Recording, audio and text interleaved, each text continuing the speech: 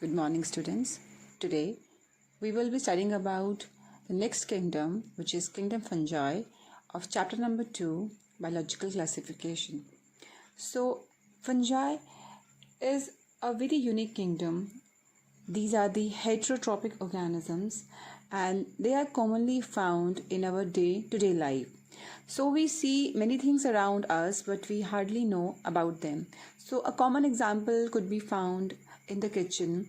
Like in the kitchen, sometimes the fruits and vegetables become rotten. So when you see any rotten vegetable such as tomato or an orange, so you see some hair-like structures growing around it. So those are the fungus or fungi. So also many times you eat mushroom as a part of your food or your vegetable. So since it's edible, so these mushroom are also fungi. Okay, so any rotten orange, the color of the orange peel of an orange disappears and it covers with a greenish or whitish color substance. So that growth which happens on the surface of the orange is the fungi. So these are some of the examples of fungi which are always present somewhere around us. So now we will be studying about the fungi and their general characteristics, their nutrition, their mode of reproduction, and their structure.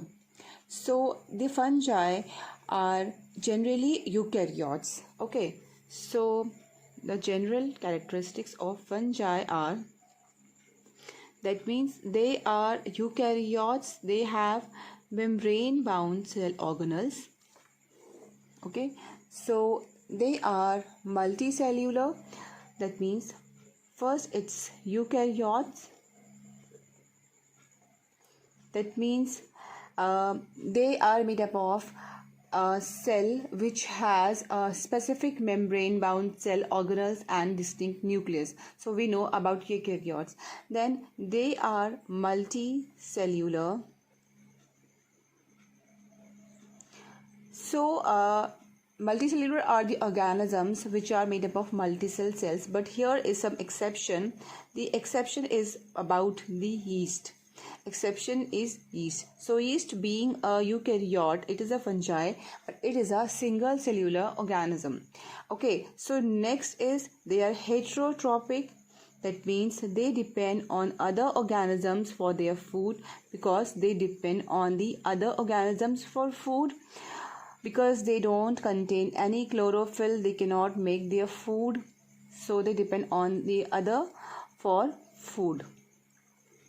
Okay, so after this, where do they live?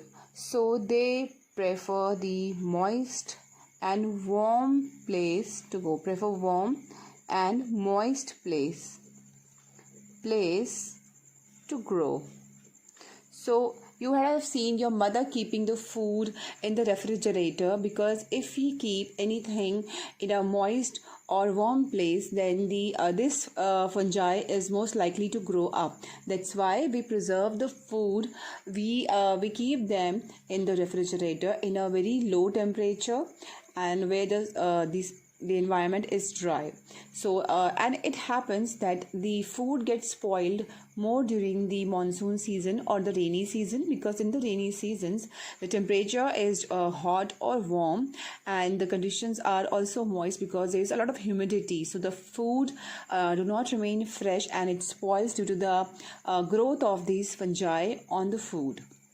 So that's why we have to keep our food in a cold environment and a dry environment. So now they are found on many places. They are found in air. They are present in air or water, soil, and even on the animals and plants. And fungi are immobile. They cannot move. They are immobile. If you remember, in the last lecture video we have learned about slime mold. So there is a slime mold which resembles fungi, but there is difference because fungi are immobile and slime molds are mobile. Now the cell wall of fungi is made up of chitin. made up of chitin. Okay, so this is the general feature. So now about the structure of the fungi. So the structure of fungi is very simple. That most fungi grow as hyphae, and hyphae is a long cylinder thread-like structure. Okay, so now most fungi grow as hyphae. So this hyphae is a long cylinder like structure. Hyphae is a long cylinder or a net like messy structure. So these are the very thin structures which are called as hyphae. So fungi grow as hyphae.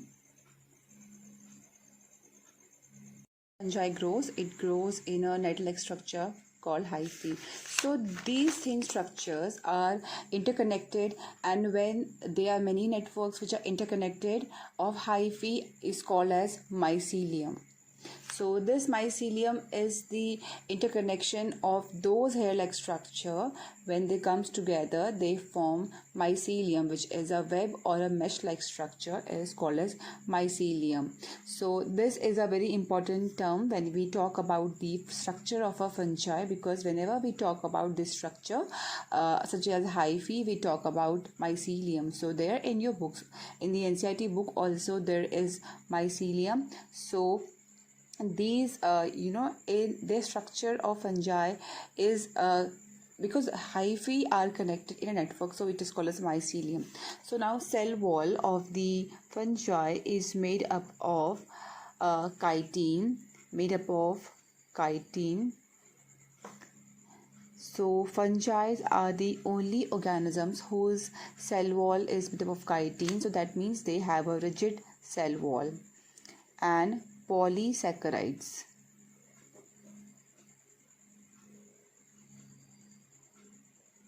Okay, so now about this hyphae, once again, that some hyphae have continuous tubules which is filled with the multinucleated cytoplasm. So inside the hyphae, like if I'll explain you, the network of the hyphae is like somewhat like this. They are small net web-like structures. So these are the hyphae, and inside a hyphae, if we take a microscopic view of an hyphae, so what we'll see many cellular organelles, many cell organelles here in the hyphae, and we can see some these structures. These act as walls inside the hyphae. So this is the structure of hyphae. Okay, so this is one more cell inside the hyphae. So this is a part of the hyphae, and this hyphae has all the cell organelles. So this is called as septum. Okay, so some hyphae have continuous tubules which is filled with the multinucleated cytoplasm, which is this cytoplasm, and these are called as coinocytic hyphae. So these will be called as coinocytic hyphae. So they have everything, like they will be having hyphae wall, they will be having mitochondria, vacuoles, ribosomes, nucleus, then endoplasmic reticulum, Golgi apparatus, everything whatever a cell has in it. Okay, so other have septae and cross walls. So these are the septae and cross walls in the hyphae. So, and we know that it is the cell wall is made up of chitin and polysaccharides. I hope it's clear. So basically when we say hyphae, they look like a long thread-like structure, but in internal view they have all the properties of cells, and the hyphae has the they are divided by the compartments known as walls is called as septum, but that's not always that the septum will be present. So it is present in some type of hyphae, so those hyphae are called as coinocytic hyphae, and some has septae or cross walls. So this fungi structure they grow as hyphae and a long cylinder thread-like structure, and when there's interconnected network of hyphae, this is called as mycelium. And in some hyphae there are cell walls, which is called as septum, which separates the hyphae. And hyphae, some hyphae have all the cytoplasm, all the organelles in it. Move to the nutrition of fungi. So fungi are heterotrophic. Heterotrophic means those organisms which depend upon the other organisms for their food. Okay, so most of them are saprophytes. That is, they feed upon the dead and decomposed matter, and they take their food from those dead and decomposed matter. So if we will split the word saprophyte into two, so sapro means rotten and phyte means plants. So the organisms which feed upon the rotten plants are called as saprophytes. So they feed upon the dead, feed on dead and decomposed plants. So you would have seen mushrooms. Many mushrooms, they grow on the tree trunks. So the trees which are non-living now, so they grow out of there. So those are saprophytes which feed on the dead and decomposed matter, and they grow on them. But some of the fungi could be parasitic. So these some can be parasitic, which means that the organisms which live on the living plants, or which depend on living plants and animals. Okay, so now because they live on the plants and animals, living plants, so they can be the common cause for the disease in plants, because many times the plants get certain diseases and animals also have some diseases. So this is because of the fungus. You would have seen in the monsoon season, people gets infection in their hands and somewhere in the skin. It is called as a fungal infection. So they are caused by the parasites. Okay, so these parasitic fungi causes diseases in plants and animals. Now, some of the fungi take their nutritions by the symbiotic relationship. So some exist in symbiotic relationship. So symbiotic relationship means that in which one or the other organisms is beneficial with this relationship. So it does not mean that all the time both of them will be beneficial, but one will always be getting benefits of these symbiotic relationship.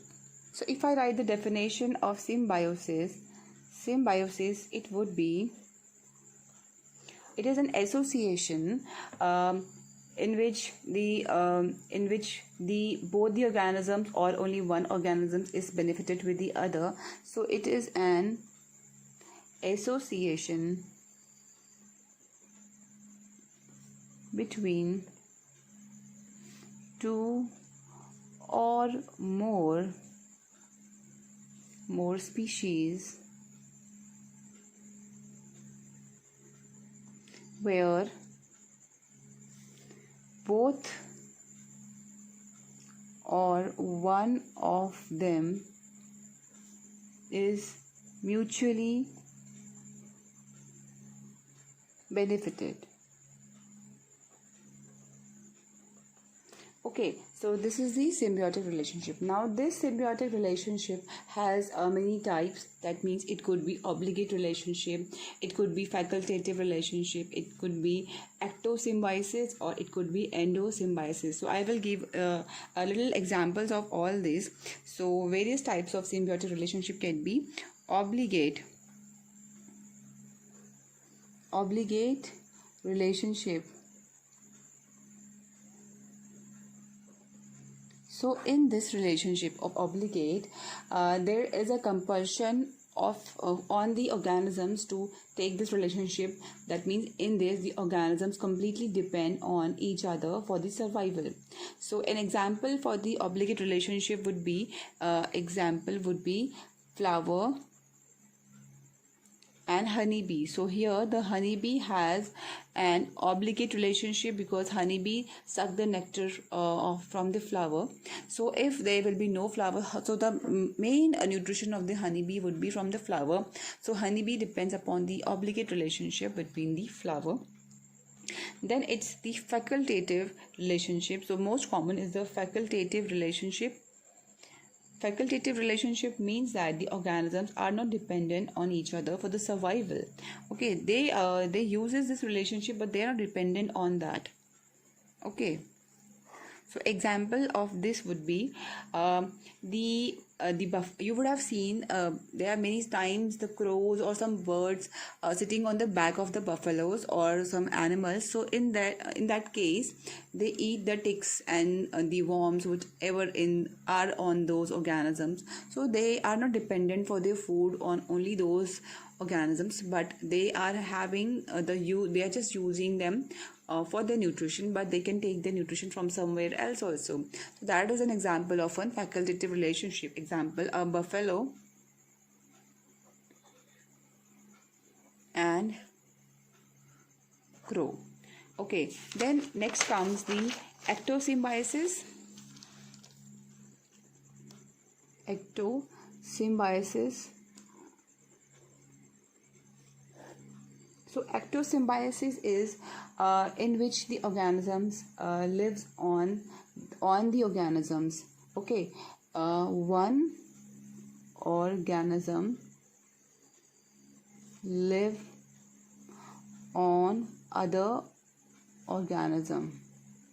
So okay, so sometimes there happens lies in the hairs of the human beings. So in that case, those organisms lives on the surface of the other organisms. So it could be lies in humans.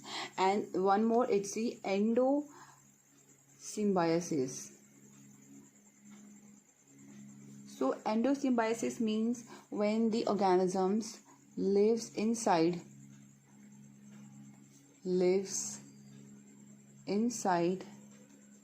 the other organism.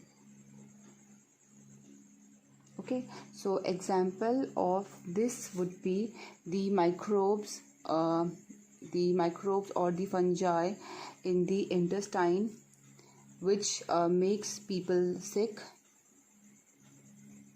Okay, so it could be an example of endosymbiosis. Now we talk about an lichen. This is the most common example. Lichen shows a symbiotic relationship between algae and fungi. So lichen is not one plant or one organism, but it is a mixture of algae and fungi which exist in a very symbiotic relationship, which is an obligate relationship, because in this obligate relationship between the fungi, it occurs between the fungi and blue-green algae. So blue-green algae is also called a cyanobacteria. So this blue-green algae is an autotroph which can make its own food, but it does not have much protection. So to be safe, to be protected, it grows along with the fungi, and fungi, as it takes its nutrition from the dead organisms, so it grows on some trees and all, and it also takes its nutrition from that algae.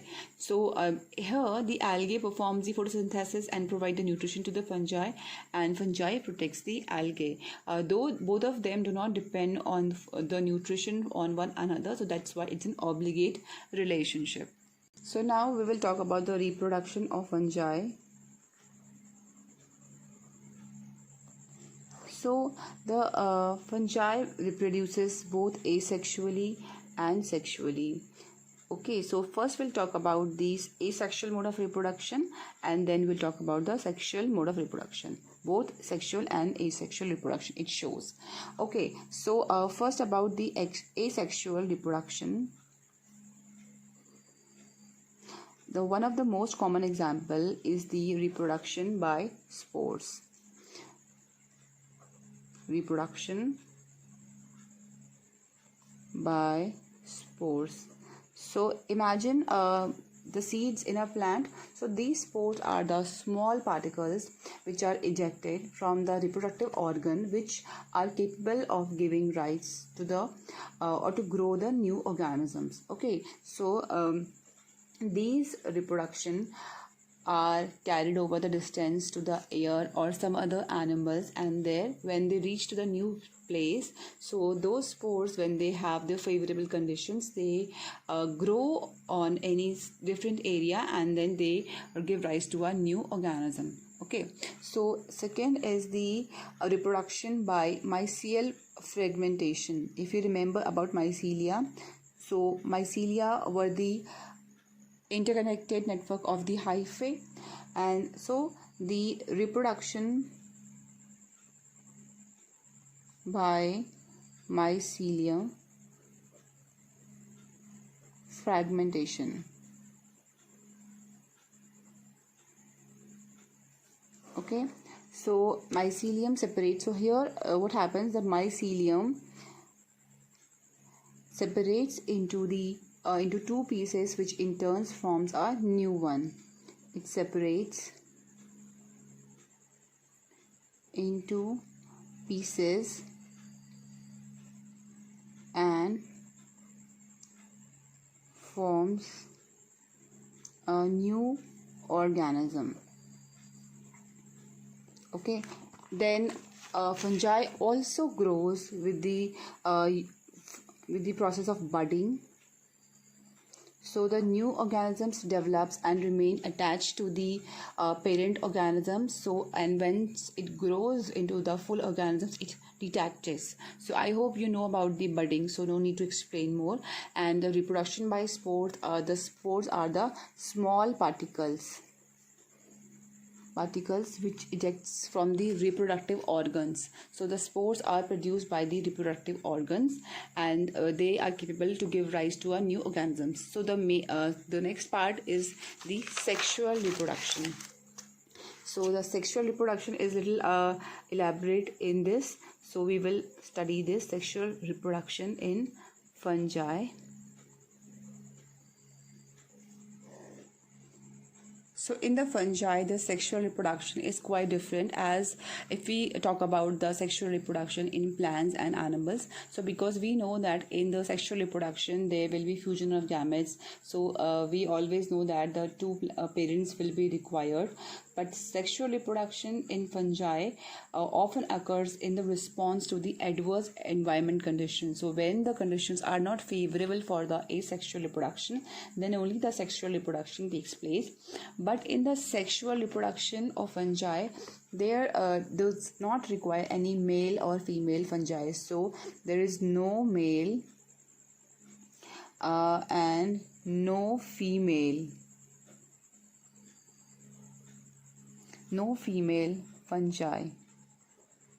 So they are not categorized on the male and female, but they are categorized but upon the two mating type, which is a positive type and a negative type. So these are. So the main reason for the sexual reproduction is that when there are adverse environmental conditions, so that's when they undergo the sexual reproduction. So we know that in this, two parents are needed, but it does not have to be male or female. It just had to be two types of mating, which could be positive and which could be negative. So now there are few terms which would be important. So let's study about these. One is homothallic. So homothallic is the condition when two mating types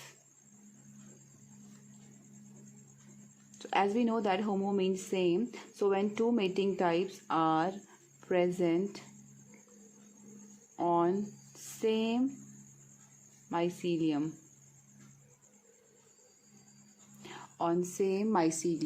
I hope you remember about the mycelium. What is mycelium? So this mycelium is a network of hyphae. Okay, so in this, two mating types are present on the same mycelium. Okay, so same mycelium means in the same organisms, and one mycelium denotes one organisms. So if both the mating types like plus and plus are present on one mycelium are called as homothallic, which means same. So the other is heterothallic.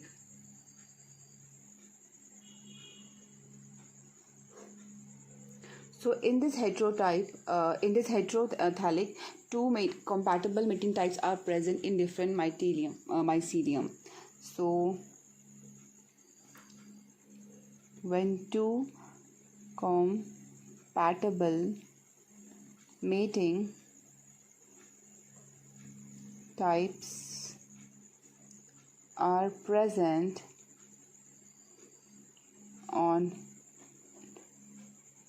different mycelium.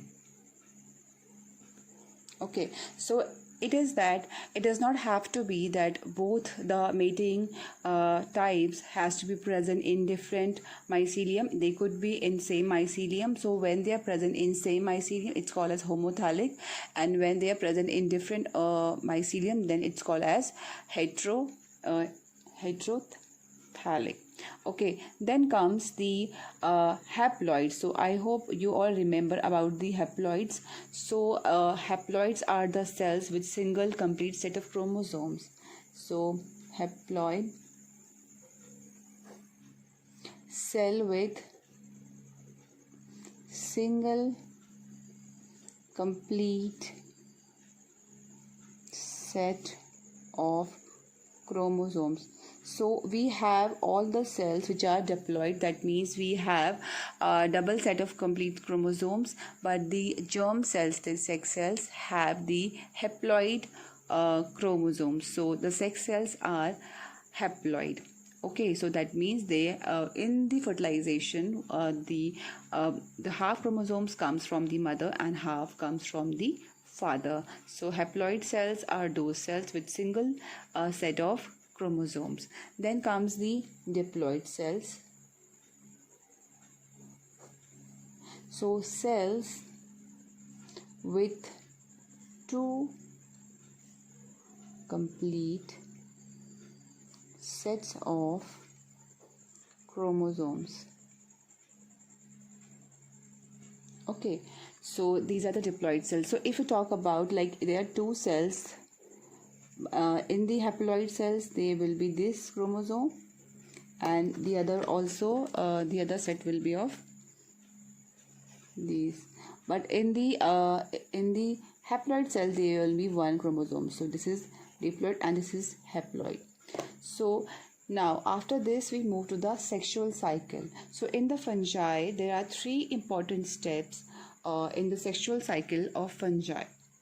So in the sexual reproduction, there are certain reproductive structures in the fungi, and those reproductive structures give rise to the spores, and those spores will actually give rise to the new organisms. So how are those spores produced, that we will study here. So the sexual cycle of fungi. So all the difference lies in the types of spores produced and the types of organisms which produces those spores. So there are the three-step process, the 3 steps processes. So they are, number 1 is plasmogamy. So there are 3 steps in the sexual cycle of fungi.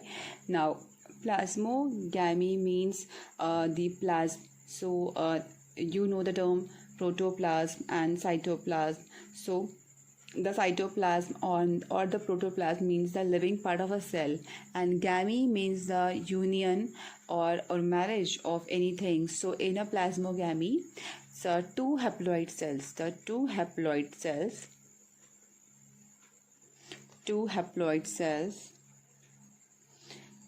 okay, so there are two haploid cells which fuse together, like if it is one haploid positive and one negative cell, so they will fuse. Okay, so cell will fuse and will form a new organism. So all these cells will be cytoplasm haploid cells, and they will fuse and they will form a new, and then they will be getting two haploid nuclei in one cell. So I will draw once again. So in the plasmogamy,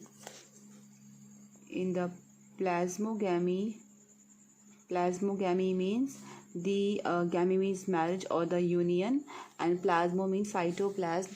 So the cytoplasm of two haploid cells fuse and it forms two haploid nuclei, so in one cell.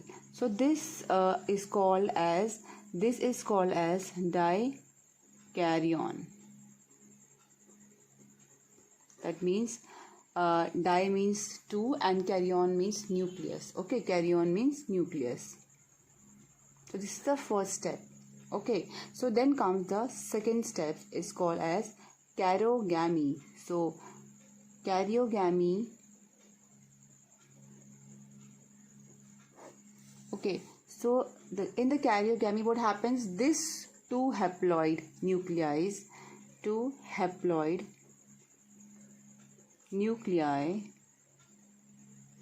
fuse, and what happens, it forms one diploid zygote, okay, which is called as fertilization.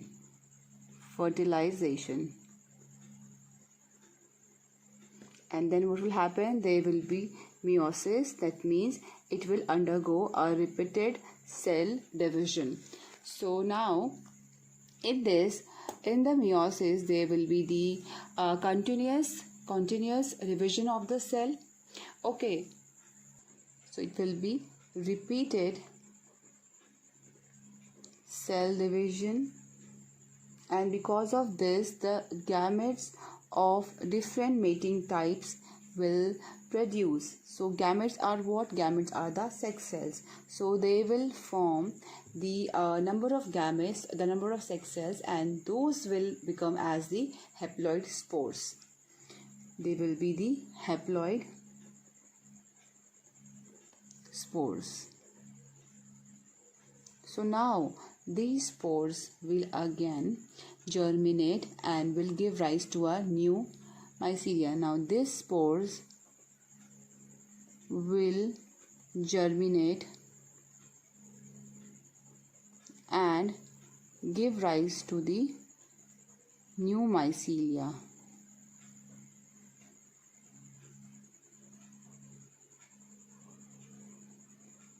Okay, so by this a new organism will be born.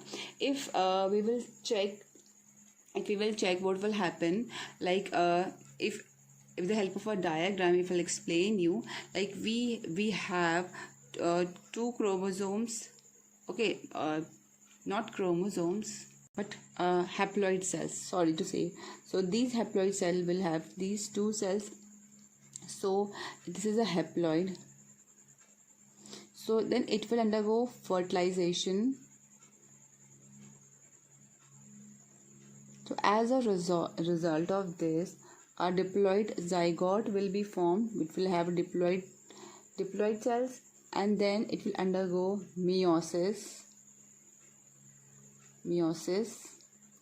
and then it will give rise to new mycelium, and then they will give rise to the other haploid cells, and the process will continue and the mycelium will grow. So I think now it's clear. So if we'll check upon the process of the sexual and asexual cycle of fungi, there is a relation between the sexual cycle of a fungi between the asexual cycle of a fungi. So let's see that in this. So in the asexual cycle, now, so first there is spores. Okay, so the spores germinates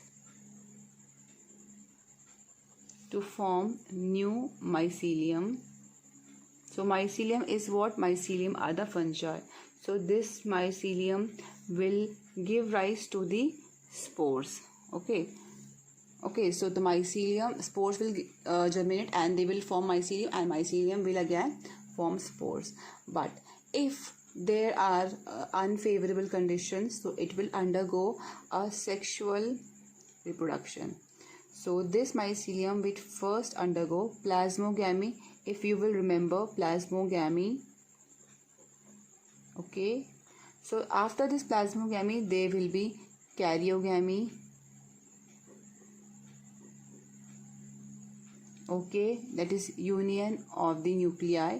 So after this there will be meiosis.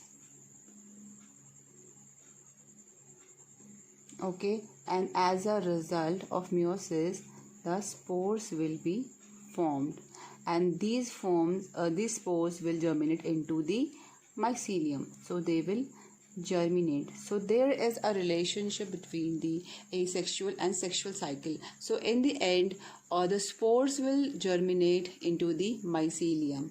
So here is going the asexual reproduction, where the spores are germinating and forming mycelium, and again the mycelium is forming spores. But here, if there is unfavorable conditions, the mycelium will undergo plasmogamy and then converts to karyogamy, and then there will be meiosis, and then the spores will be formed, and the spores will be again germinate into mycelium. Okay, so after this we'll study about the different types of fungi. So that will cover in the next lecture video. Thank you.